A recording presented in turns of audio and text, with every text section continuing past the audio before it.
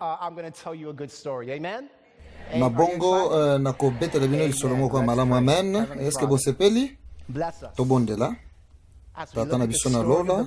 Pambola biso ezali biso koyekola Llisolo ya Biblia na kombo na Yesu. Amen. How many of you like good stories? Praise the Boni Lord. kati na bino balingi Llisolo. That the disciples missed the Boyebi story of the ete Bible? na kati ya Biblia bayekoli bayebaki na kozanga Llisolo ya It Biblia. was only when Jesus, after his resurrection, Mpe ezalaki kaka Yesu Kristo sima ya kosekwa na ye nde akendaki na kati ya nzela na bayekoli wana mibale abandi kobetela bango lisusu Llisolo oyo bango bayebaki na kozanga mpe Llisolo yango ezalaki Llisolo ya Biblia.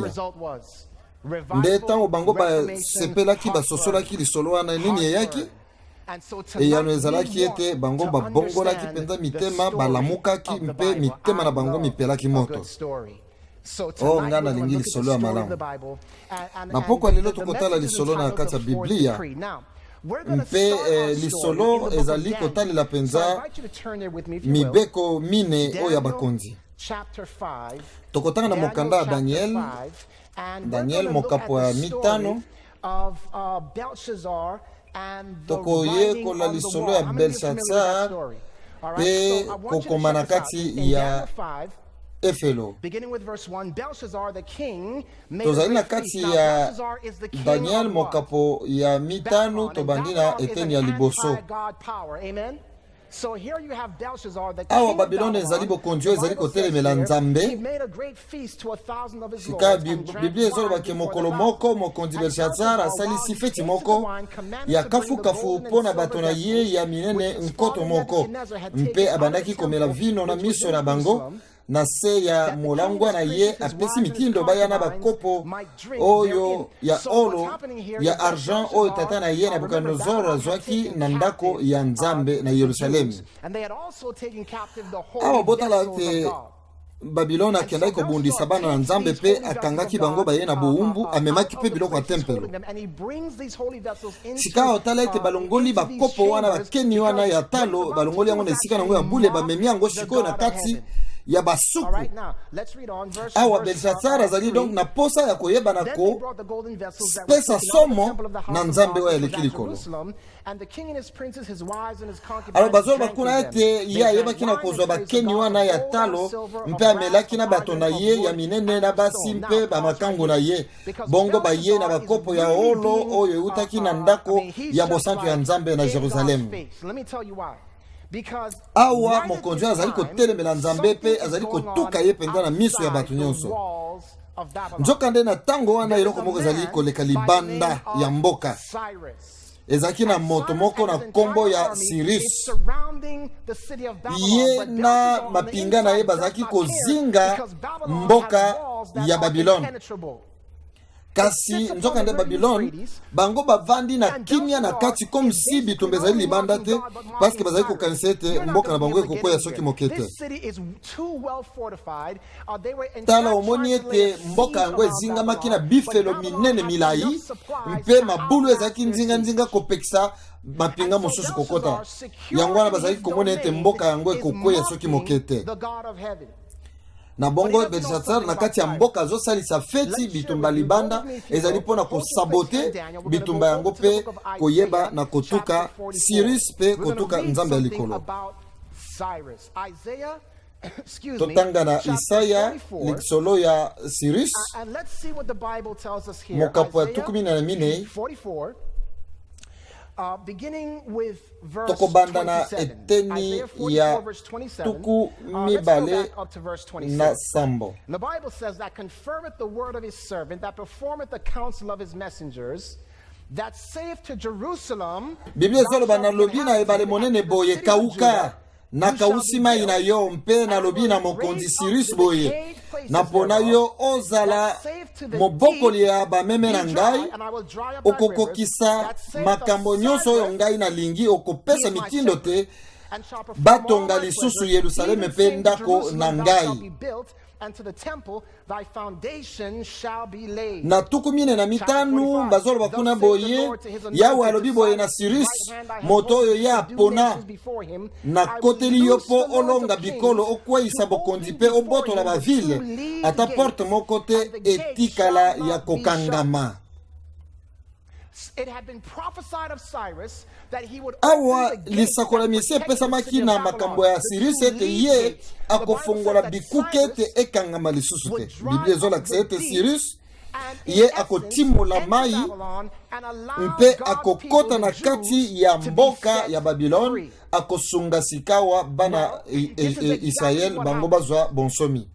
Because as the story goes, one of Cyrus's favorite horses, in fact his favorite horse, siko tala awa Llisolo tango ezali kokende tango Cyrus azali koyana mapinga na ye po ete azinga mboka ndambu ya bakamelo pe bapunda na ye kweyaki na kati ya mai ya silikaki nde akanaki penza akanga nzela ya mai ya pesa yango nzela mosusu nde esika mai ezalaki kokita koleka na se ya bikuke ya mboka etikalaki lokola balabala bango bakotaki na se bakoti na se ya nzela ya mai oyo ekaukaki nde bakoti na kati ya mboka bafongoli bikuke pe bakoti na kati ya mboka oyo mokonzi ya Babiloni azalaki kokanisa ete ekokweya te na bongo tozonga sika oyo elongo totala oyo ezali koleka awa na mokanda na Daniel mokapo ya mitano tokotanga boye mokapo ya mitano eteni ya mitano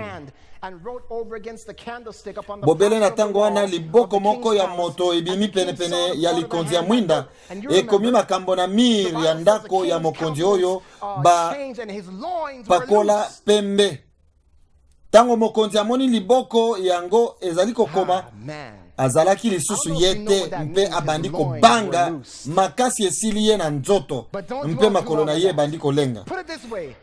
Bomoni ete awa don na bilamba na nyonso elongwe kasi ezali te ke elongwaki na nzoto kasi azalaki lisusu yete abungisaki makanisi abangaki makasi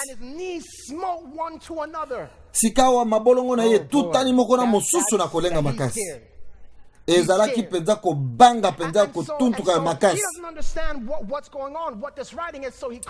azali kososola te nini ezali koleka nini ezali nini oyo bakomi na minu sikawa na Daniel mokapo mitano eteni ya tuku mibale na mitano bazwa yebisa ye oyo ekomamaki ezoloba boye tala makambo ekomami mene tekel pe pasin yokatina na yango mene elakisi batangi nzambe atangi bambula ya bokonzi na yo mpe asukisi yango tekel elakisi bameki yo na kilo mpe bamoni te ozali na kilo te perse elakisi bakaboli mboka na yo mpe bapesi yango na bato ya Medi mpe ya Perse. Totanga likambo oyo na batango ya mibale pona koyeba na kozo batango ya mibale and we're going to take a look at verses 22 and 23. Now in the first year of Cyrus king of Persia the word of the Lord spoken by the mouth of Jeremiah might be accomplished. Kuna bazolo bishete awa na mbuka mbula mibale ya bokonzi awa Cyrus ayebaki na kopesa maloba koloba ete ngai Cyrus mokonzi ya Baperse oyo Yawe alikolo asili kopesa ngai makasi ete natongele ndako na Yerusalemu. Nani oyo kati na bino azali na motema malamu ye atelema mpe akende ko tonga ndako ya nkolo. Llisolo ezali yao. Llisolo ezali yao. Where do I begin? Babylon is an anti-God power. Ezali bokonzi etelebelaka nzambe. I know what you've been telling us that Christ Shika boko koyebisa biso be kasi pasteur ozobetela biso masolo ya Kristo te. Olobaki ete Kristo azali na boyokani ya kala lakisa biso yango. Na lingina lakisa bino yango. Babylon oyebi ete Babylon ezali kokamba mapenza na Satana ye moko. Mokonzi ya Babylon is none other than Satan himself. azali kutu satana ye moko. Sikoyo toboyoka lisolo malamu. Eske boyebi ete mokonzi ya solo penza ya Babylone satana azwaki eloko moko eutaki na lola mpe akomisi yango lokola ya ye na bokonzi na ye mpona koyeba na kobebisa yango. Nazobeta bino lisolo ya Yesu Kristo oyo eutaki na lola kitaki na se. Belshazzar azalaki kokanisa ete bokonzi na ye yango ezali kobatama malamu moto akokweyisa yango azali te. Ndenge moko satana pe azalaki kosala nyonso kolakisa na mokili mobimba ete ye asili kokanga Kristo na maboko pe akonyokolo ye. Kasi tala likambo ekoya kosalema. Ezali satana kokanga Kristo kobimisa ye libanda ya bikuke ya Yerusalem. Oyo ezali kolakisa ete Yesu Kristo azali kobima libanda ya bikuke ya mboka. Oh, you're not feeling me. Na yingete bozala elongo na ngai. Bokomona ete mutu azali kotambola libanda ya mboka ezalaki nani? Azalaki kokokisama ya lisolo ya Cyrus. Malamu boyebi ntango totangaki lisolo ya Cyrus, Biblia elobi ete Cyrus ye azalaki mopakolami ya Nzambe. Boyebi ete mopakolami azali Masiya. Cyrus azalaki Masiya te, kasi azalaki elilingi ya Masiya. Po asengelaki asala to makambo asengelaki kosala yango ekolakisa oyo Kristo ye moko akoya kosala. Amen. Botala siko ke Cyrus asengelaki po akota na mboka ya satana, esengelaki ye akota na se ya mabele mpe abimela na kati ya mboka. Ye akotaki na se ya libulu na nzela ya mai. Just as Cyrus dried up the deep and descended as it were. Ye atimoli libulu apesi mai nzela mosusu alandi balabala oyo mai etikaki. Na libulu wana koti pe afongoli bikuke. Na bongo Yesu Kristo moto oyo babakaki ne kulusu libanda ebikuke ya Yerusalem. Ye pe akitaki na kati ya mboka ya satana oyo bazaki kokanisa ete ekoki kolonga mateliwa. Akoti na libulu kasi pona kokangola bakangami. But wait, there's more. Tala lisolo kitoko. Po kanisa malamu tango Belshazzar amoni ndambo ya loboko ekokoma na kati ya mir, ye alengaki makasi kasi ndambo ya makomi oyo ekomamaki ezalaki boye ekokisami. Your kingdom. Bokonzi na yo Belshazzar esili kosila. Asika obokanisi na zali kokanisa nini? Tango Yesu Kristo akufaki na kulusu agangaki nyonso esili kosila. You might remember there was an unseen hand. Boni boko kanisa peke mwa loboko pe ezalaki esika wana. Tala tango Yesu Kristo akufaki pe liboko moko ezalaki wana oye panzaka elamba ya tempelo kobanda likolo kino na se. Tozotanga yango na commentaire biblique ya ba Adventiste du 7e jour bakomi boye. Ndambo ya loboko wana oyo ezalaki komona na te kabolaka elamba ya tempelo likolo tina se. Ezali kaka loboko moko oyo ekomamaka na mir na kati ya fete ya Belshazzar. Pronounced the Jewish nation to be a nation unchurched. The same hand oyo ebaki na kolaka mboka ya Bayuda ete bango bakozala bakokangwama mpe bakoyeba na kokende na mboka na bango. Ezali ndambo ya loboko wana yango moko nde yebaki pe na kopanza elamba wana na kati ya tempelo. Omoni ete mai ezalaki koleka na kati ya ndako ya Belshazzar ekokisamaki na tango ya liwa ya Yesu Kristo. There was you remember when Jesus died, right?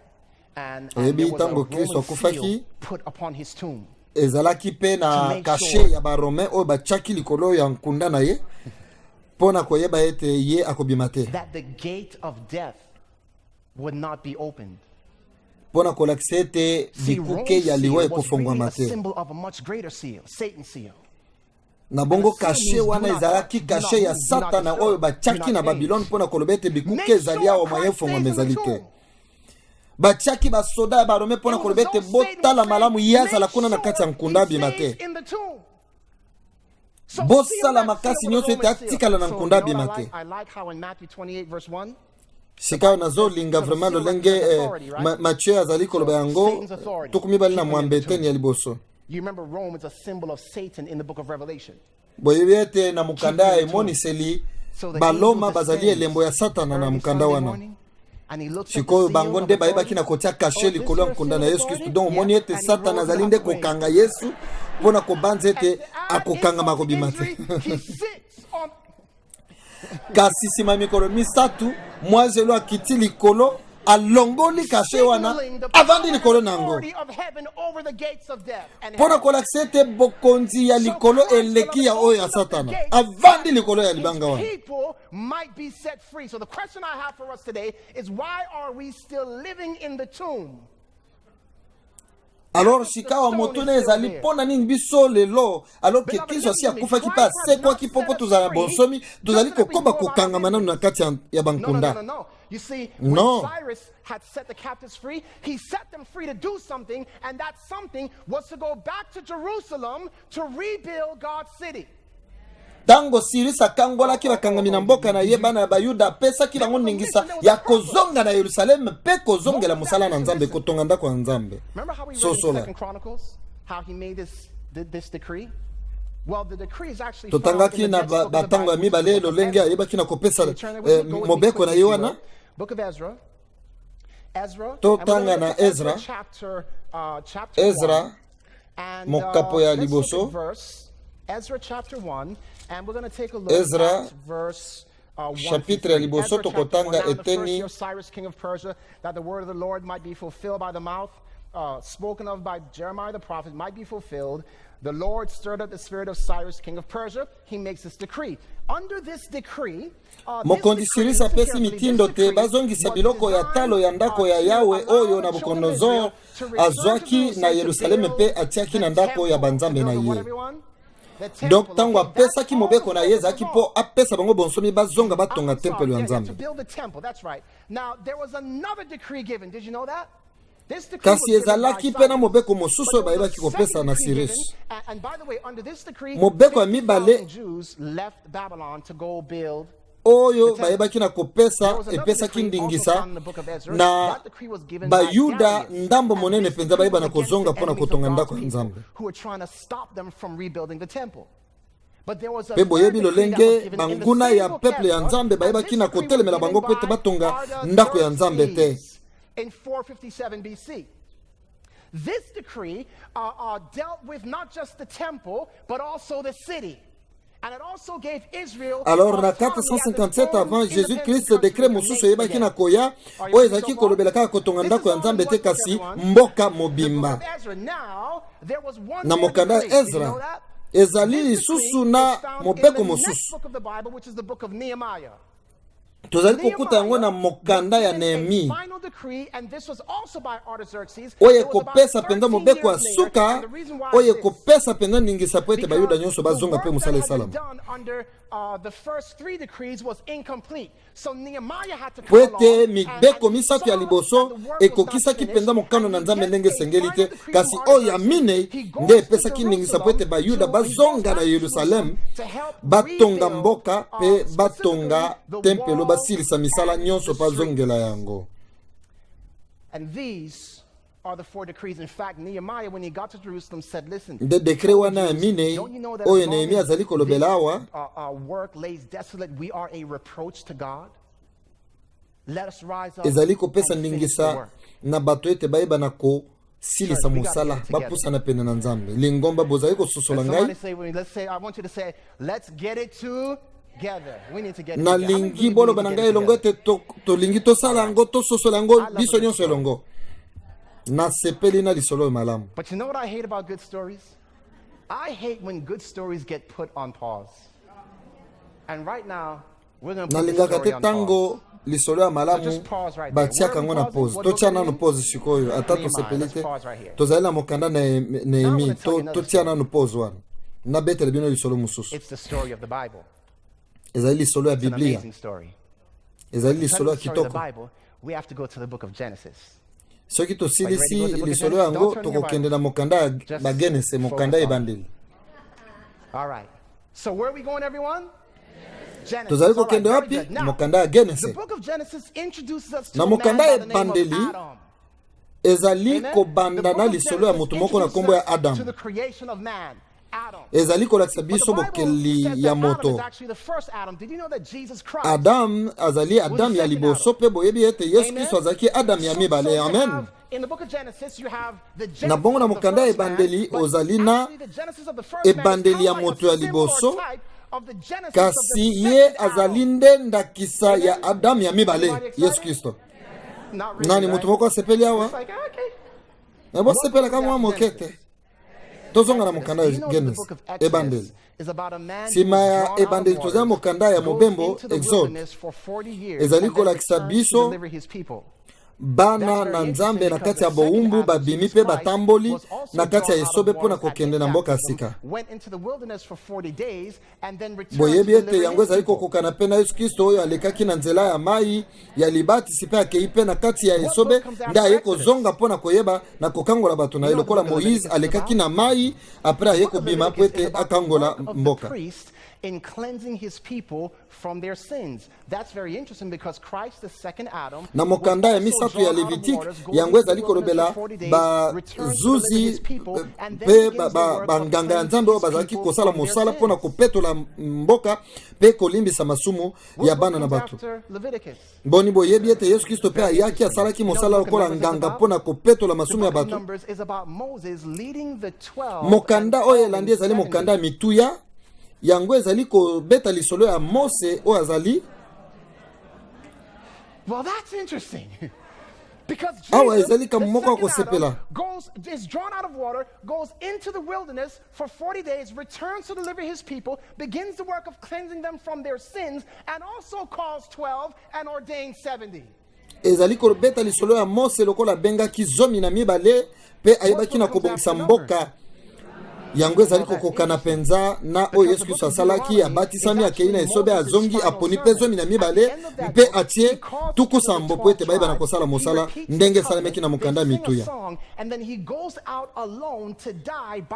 Mokando elandi ya Deuteronome yango ezali kobeta lisolo ya Moïse ndenge atambolaki na bango kino na tango moko ya akufaki mpe Satana alingaki kanga ye basekwisi ye bamemi ye na lolo. Ezali kosepelisa po ete Yesu Kristo Adamu ya mibale ye pe akoya na mokili abatisami akei na esobe azongi bakokunda ye mpe nsima mikolo misato akosekwa pe akei na lola. Akosala mosala ya kosangisa bato ebele na boyokani mpe tango akufi bakundi ye mpe asekwi lisusu lokola Mose akufaki pe asekwaki. Wait, what? What book comes after Deuteronomy? Mokanda nini ezali kolanda Deuteronome? Ezali mokanda ya Yoshua. Ezali kobeta lisolo ya moto oyo ayebaki na kolonga penza mboka monene na makelele mingi. Ezali kokokana na Yesu Kristo oyo ayaki na mokili ye abatisami akei na esobe abimi mpona kokangola mboka na ye atei sango malamu alongi bato ebele abongisi mboka mpe ye akufi pe agangaki makasi esili kokokisama kitoko penza.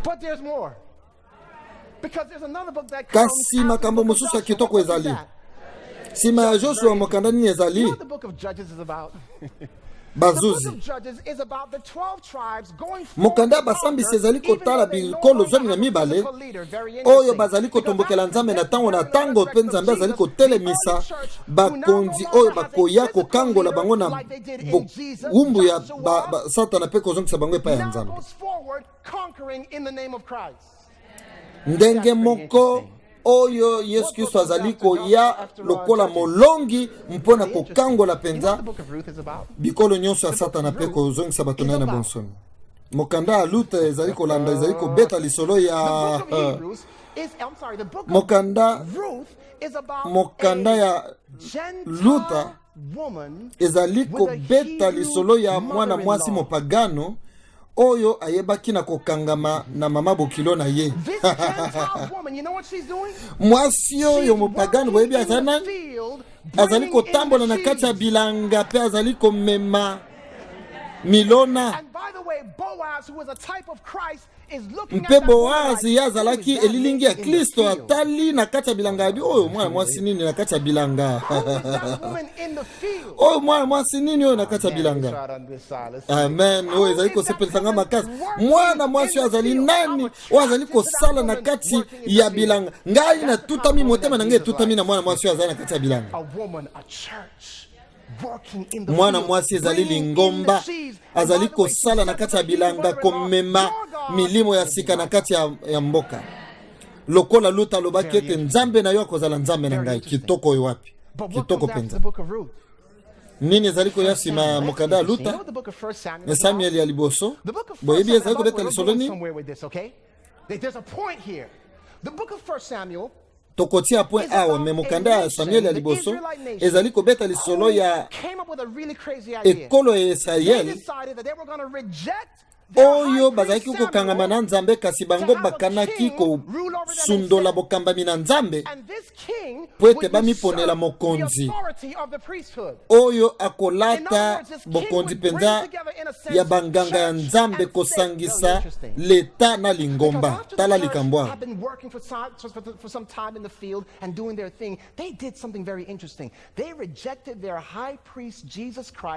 baboyi lokola lelo lingomba tango ezaki koleka na kati ya esobe eyebaki na koboya nganga nango monene wazali na lola mpe eyebi na kozwa mokonzi na mokili oyo aye kosangisa sikawa leta na makambo ya lingomba ya nsambela. Pe sima ya 1 Samuel ozali na 2 Samuel ozali na ba tango ya liboso ya mibale nyonso wana ezali kopesa ba detail na makambo etali lisolo ya lingomba ya bana na Nzambe oyo esukaki penza na kozwa bana na Nzambe na boumbu oyo mboka yango babengi yango libombami to mystère Babylone.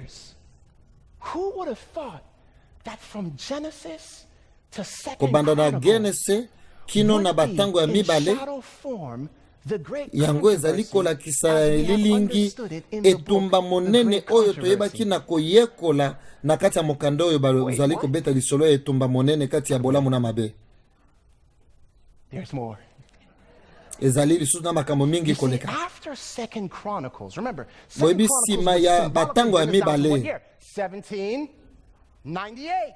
end of the 1260 years. Esengelaki bango bakende na kati ya boumbu mibu tukusambo. Mokanda nyonso ezali kolanda yango ezali na mwandi mbola moko boye pona kolakisa makambo nini ekoleka na kati ya mibu wana tukusambo pe na sima nango. You know, we learned a little bit earlier that there were 3 decrees boyebi touti koyekola ete ezalaki na mibeko misato oyo bapesaki na mokanda ya Ezra mpo na bokangwami ya bana na Nzambe.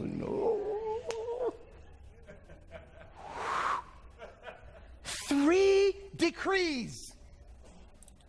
Mibeko misatu ya bakonzi. Check this out. The first decree mobeko ya liboso ezalaki mpona kobenda makanisi ya bana na Nzambe na makambo etali sanctuaire to etonga ya nkolo. First decree, we are told that 50,000 people left Babylon to go do this work. Tozomona ete ndambo penza mingi ya bato bayebaki na kolongwa Babylone bazongaki na Jerusalem. 50,000. You can check it out in the book The Great Controversy.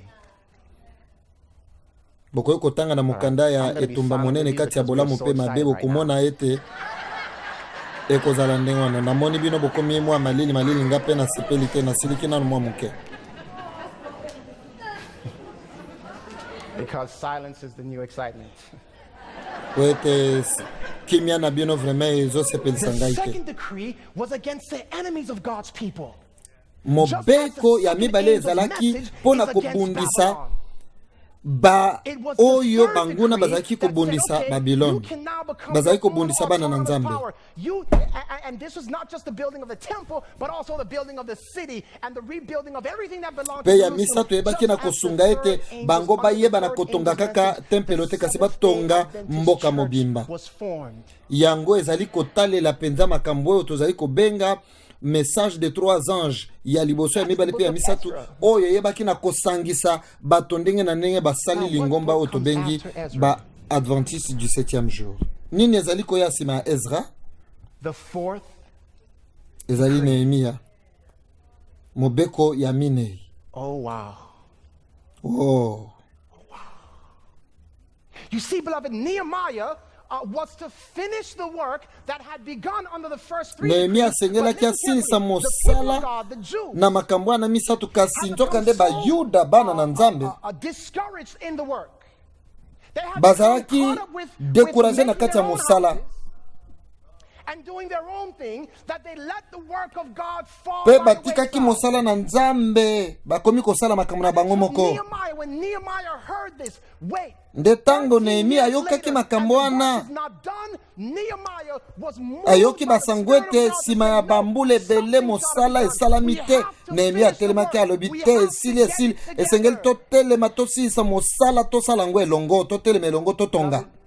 It's been 172 years, I think, since 1844. Praise God for the work that has been done under the three angels. Bokumisa Nzambe pona mosala ezali kosalema sima ya ba message wana ya trois anges. Kasi esengeli mobeko ya minei o esengeli kobetama po ete toyeba na kosilisa mosala. But beloved, the sad news is this. Nzoka nde sango mabe ezali oyo boy. We have paused. Tosili kotia pause na Llisolo. We have paused. Tosili kotelema totelemisi Llisolo. Stuck between Ezra and Nehemiah. Tozali kobaluka katikati kaka ya Ezra na Nehemia. We've got lives to live. Totelemisi Llisolo po ete tosili kosepela na mwa ba makambo tozali komona. We gotta kind of live in the wilderness. Tokoya kukoba na kotambola na kati ya isobe tozali kobaluka kaka na kati ya isobe. There were some who were looking forward to getting out of the wilderness, but there were others who were just like, we just need to make our home here. Oyebi tango bana Nzambe bazali kotambola na kati ya isobe ba mususu bazali kotala liboso ba mususu batali babi esengela ki tozonga na kati ya Egypte esika tozali kolia boye. Beloved, are we seeking to make a living in the wilderness, or are we still believing that Jesus is returning and wanting to lead us into the promised land? Alors po ete toyeba na kotambola likolo esengeli to garder na kati ya makanisi na biso ete Yesu Kristo azali koya mpe tokoba na kosala mosala mpe tosisa yango mpo na koyeba ete Yesu Kristo azali koya. Tosili kotelemisa Llisolo mpo na kokokisa baposa na biso moko. The story, beloved, is on pause. And one thing Llisolo ya kitoko ya kolinga esili kotelemisama. Moyen ekoba ezali te. when they get put on pause.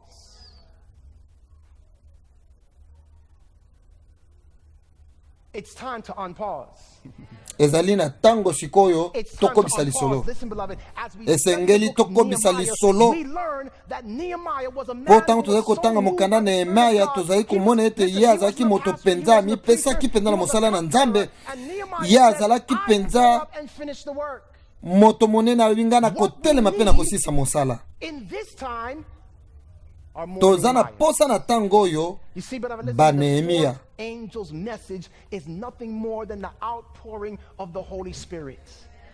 In Revelation oyebi 18, ete sango ya that mine ya angel is banjelo described ezali awa as kosopana coming ya down and molimo having mosantu. the earth lightened with its glory. And then it calls mwanzelo people oyo out of tozali komona na Babylon. emoniseli But listen to me, kokita guys. mpe kogengisa mokili The mobimba na message is nkembo not na so ye. much come out of Babylon to Babylon. The message is the glory. yazali koganga ete bobima na kati ya Babylone bobokota lisusu na Babylone tete. Message ezali nde nkembo oyo ezali kokamba bato wana kobima na kati ya Babylone mpe kokende. Oui. Message ya angelo wana mine ya Apocalypse 18 ezali kaka ya koloba bobima na Babylone te, kasi ezali nkembo na ye molimo mosantu oyo azali kokamba bato kobimisa bango na Babylone mpona komema bango na Kristo, kosilisa mosala. That's why Isaiah 55 says, as the rain cometh down from heaven. Yeah? It says, my word shall go forth and not return unto me void. Notice how the Talatina nini word nzamba is zolo like bete rain. liloba na ngai bimaka na monoko na ngai pe zonga sanke kokisa mosala na The ngote. Bible says, my doctrine shall drop as the rain upon the grass. In other words, beloved, Na Deuteronome nzamba zolo bete doctrine na yeto enseignement na ye iliteya na ye yango ekoyeba na kozala lokola mbula ya pembe na tongo oyo ezali kobotisa matiti. because Christ and him crucified is the glory of God. Po ete Kristo oyo asili kokufa pe kosekwa azali nkembo ya Nzambe. What caused people?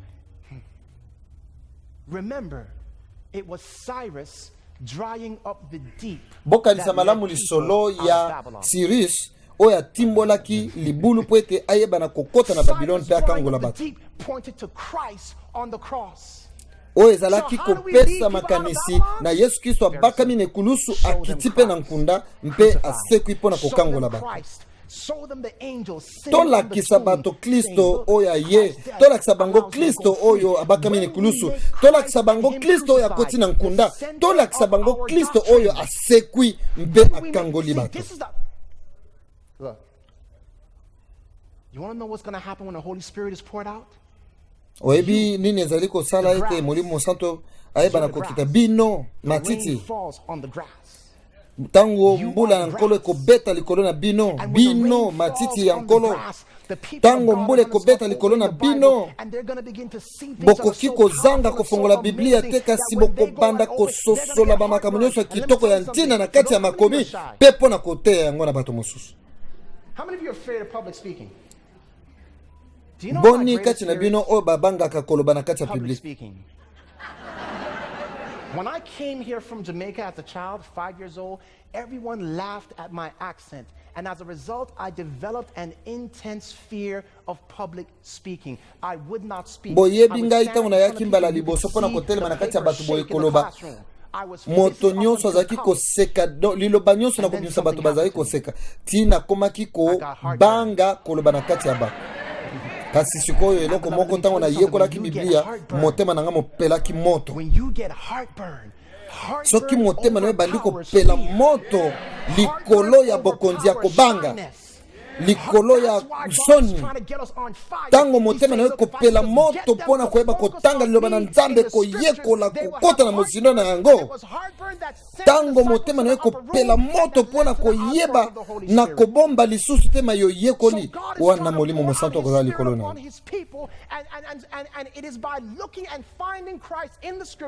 Nzambe azali kokotisa molimo na ye na kati ya bato na ye kosopa ye likolo ya bato na ye pona tango ya soka po ete bango telema lokola mutu moko mpe basilisa mosala. Tozali na mosala. Oyebi mosala ya Nehemi ezalaki ya koyeba na kobongisa bikuke.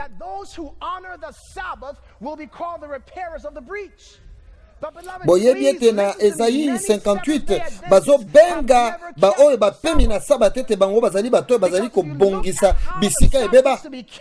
The Bible says the Sabbath is to be a day of mercy. Meaning, no. Not meaning that Sabbath, you go to church, you hear the sermon, you say praise the Lord, you have potluck, you go home, you go to sleep. That's not the Sabbath. Sabata na kati ya Esaïe 58 ezalite kolamuka kokende lingomba kozonga koyoka sango malamu kozonga kolala te wana ezali sabata te. Being delivered. who is in need of kasi sabata ezali kolamuka kokende na lingomba koyoka sango malamu mpe kosilisa kotala nani azali na posa ya lisungi, nani azali na posa ya kobikisama, nani azali na posa ya kozwa lobiko kokende mpe kokabola na bato wana kofongola bikuke ekangama mpe kobongisa bisika ebeba. Bozali kolanda ngai te. Wait, what? What if, check this out, what if on Sabbath we were out there in the world? Kanisa nanu soki sabata ezalaka na biso te tolinga tozala nini na kati ya mokili. Sabata ezali eloko moko ya motuya, ezali mokolo monene, mokolo ya bule, ezali penza mapamboli mpe makambo kitoko mingi. Bato ebele nzoka bazali na kati ya engomba na bino mpe nzinga bayebi lisolo wana te ya sabata. Baadventiste wana bazali tango nyonso kosunga bato, bazali kosunga misala na kati ya mboka, bazali komipesa. Bato ebele soki bamoni biso kosala makambo ndenge wana, molunge nini ekoki kopesa mpe posa nini ekozala na bango ya koyeba na kokota na kati ya lingomba ya nkolo mpe kosilisa mosala na biso. Posa bato esili kopesa malokola likabo penza ya bolingo oyo Nzambe apesi na bato. Boni tozali kososola makambo wana nkolo asali yango na biso. Sango malamu mpe etinda ezali kobongola ezaleli ya moto. Soki ozali na sango mpe ozali na etinda ya nkolo okobongola mpe ezaleli na yo. Shiko otala oyo mokanda nini ezali kolanda Nehemia? Esther. Kitoko penza. Boyebi mokanda ya Esther ezali kobeta lisolo nini? Mokanda ya Esther ezali kobeta lisolo ya mobeko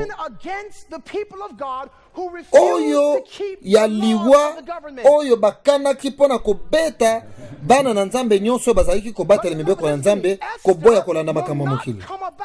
Until Nehemiah has been accomplished. So why are you running to the wilderness? Sika bozo kima na kati esobe pona nini? Moto azoluka yote. You know why nobody's looking for you? Because you're not making any noise. Boyebi pona nini bato bazali kotungisa biso te na persecution ezali po tozosala makelele te. Tango Nehemia akendaki epa bato na ye azabi boya tosisa mosala tosala yango elongo, tozali na etinda tomipesa na etinda tosilisa yango, tosala yango elongo, tozwaki yango elongo, tosala yango elongo. Esengeli tozwa yango elongo. We gotta get it together. Esengeli tosala elongo. Balingami esengeli tosala elongo. Ezala te mutukuna ye moko. No, tosala elongo. Moko na moko amikota na kati ya mosala tosisa mosala elongo. What book comes after Esther? Mukanda nini ezo ya sima ya Esther? Oh yeah. Isn't Job about a man who goes through a time of trouble when it appears that God has stepped back? Boni lisolo ya Job ezali kobeta moto ya zali koleka na kati ya tango ya pasi penza mingi Satana zali kobeta ye ekino na suka nkolo ye ko zongisa ye na kati ya songo. Do you know that the book of Esther is about remember who's the guy remember Haman? How Haman was like, hey, you know what? Everyone bows down to me, but there was one guy that wouldn't bow down to him. Boyebi mukanda Esther zali kobeta lisolo ya moto wana na kombo ya Aman oyo azalaki koyina bana na Nzambe azali komitombola ye moko po bakumisaka ye bagumba melaka ye kasi ye babakaka ye nesika ye abongisaki mpona Mardoche. And because Jesus wouldn't bow to him, you know what he says? He says, I'm going after his people. Boyebi sikawa na mokanda Esther ndenga ayebaki na kosuka ezali ndenge moko Yesu Kristo Satana kanisa kia koboma yetu sakasi yenda kosuka na liwao ya bongiselaki Yesu Kristo. The Psalms is about David on his run from his enemy, and the Psalm shows David's cry, Lord, deliver me from my enemies. What comes next are the books of Ecclesiastes and Proverbs. And beloved, those books tell us how God's people must have wisdom. Do you think we're going to need wisdom at the end of time? Mokanda oyo elandi ya mosakoleza iko lakisa bolingo ya nzambe na bato na ye na tango ya suka. These women who caused the kings to be drunk by alcohol. What book comes after Proverbs? Mokanda ni ezali koya sima ya masese. Ezali manzembo ya Salomo. The bridegroom will come for his bride. Elenge mwasi akoyeba na kouta na komibongisa na ye mpo na kokende epai ya moto na ye. Oyo ezali lisolo ya Biblia boni tozangi yango. The major prophets. You know, they all talked about the coming of the second coming of Christ and the setting of the tozali na ba profeto bazali kolanda oyo bango nyonso bazali kolobela kozonga mibale ya Yesu Kristo mpendenge makambo ekoyeba na koleka kolakisa bosembo na Nzambe kolakisa kosambisa na Nzambe pe bosembo na nkolo yango ekomonana na miso ya bato nyonso.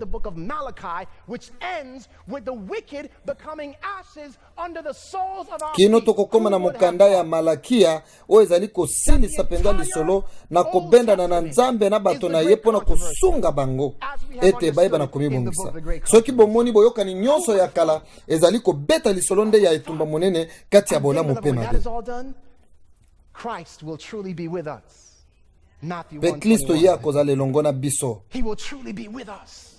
Lokola Matthieu azalaki kolakisa yango. There will be one language and all God's people will be united in the book of Acts. Elobeli ekozalaka moko tango bato nyonso bakosangana elongo. Rome, Galatia, Ephesians, Philippia, all over the people of all different nations and nationalities. Bato ya bikolo nyonso bisika nyonso Nouveau Testament ezali kolakisa biso ete bango nyonso bakosangana bakozala ekolo ya bule ya Nzambe kino nako monisama ya Yesu Kristo na bato nyonso. Tosilisi lisolo ya Biblia mobimba kobanda na Genese kino na imoniseli boni tozangi lisolo nazali na eloko mosusu ya kosilisa na bino na ba minute mibale etikali. Yesu Kristo Yesu azali ndakisa ya lingomba na ye. Lingomba esengeli elanda ye esika nyonso azokende. Yesu abotamaki ye azali na kati ya lingomba ya boyokani ya sika. Yesu abatisamaki yango wana libatisi ezali na kati ya bokonzi wana ya sika. Yesu Kristo akendaki na esobe yango lingomba na epe koleka na esobe. Yesu Kristo ye ayebaki na kopetola tempelo. The new God's church would participate in that process of the temple being cleansed. Na bongo lingomba na nkolo esengeli pe kota na kati ya mosala wana ya kopetola mamokolo na mokolo. Do you know that when Jesus was cleansing the temple that first time after he came out of the wilderness, the Jews said, 46 years we've been building this temple, will you raise it up again in 3 days? Boyebi tango Yesu Kristo ayaki alobi ete na kobuka tempelo oyo na kotongango sima ya mikolo misatu bato babetaki ye tembe babibi so tozwaki mikolo ebele penza pona kotonga yango boni yo ya kubuka yango na mikolo misatu pe ozongisa yango lisusu. Are you serious? But there's one more thing that the Lord did. Kasi zane loko mususu oyo nkolo asalaki. He turned water into wine. Ye abongolaki mai ekomi vinyo na kati ya lifeso ya libala. You save the best wine for last. Mpetango bato bamelaki yango basepelaki babi pona nini oyo kopesa oyo na suka. Oyebi ete Babylone azali kopesa bato vinyo penza ya motane ya mabe na tango oyo. Kasi bato na Nzambe bazali na vinyo ya kitoko ekoya na sima ezali na tango tobima sikoyo na vinyo wana. Tobima tango yango ekoki tobima sikoyo na vinyo wana ya kitoko ya tango ya suka. Na ngina senga na bino bozela tango na kobenga bino botele. Amen. Standing before your appeal, that's what I like. We need the spirit of Nehemiah. Tozali penza na posa molimo ya Nehemi. The pastor doing it, or this guy doing it, or that guy doing it. Ezali te makambo akolobete ba pasteur nde bakosala ezali kotalela ngai Nzambe azana posa ngai na za lokola Nehemi na telema. Kasi soki olobi enkolo ngai yoyo okoyi komipesa. God has called me to preach. I've put that on pause. I am unpausing tonight. God, you use me how you want to. Soki na telemisaki kote ya sango malamu ya nzambe lelo nazo longola pause wana. Soki na telemisaki mosala ya kokabola lelo nazo longola de sorte que na mi pesa ngai penza na kati ya mosala. Telema to bondela. Help us to unpause. Tata na biso ya lola pesa biso makasi ya kokobisa mosala. Poete to utaki to silaki ko telemisa mosala na yo sika to si ko talete to si to telemisaki yango tondisa biso na molimo mosantu sopa mbula no ya suka na likolo na biso ete toyeba na kososo na kati ya makomi nyonso mokano na yo mpesunga biso toyeba banzela nini ya kote ya sango malamu kasi mingi ko umela sango malamu. And Lord, as these two things are kobatela sabata pe kolakisa yango pe ya bato mosusu ete bikuke nyonso yeba na kotonga mapemboka na yo mobimba esangana lisusu tango koya lisusu matondi mingi mpona kobeta biso lisolo ya Biblia na kombo na Yesu. Amen. Bokoyi kovanda.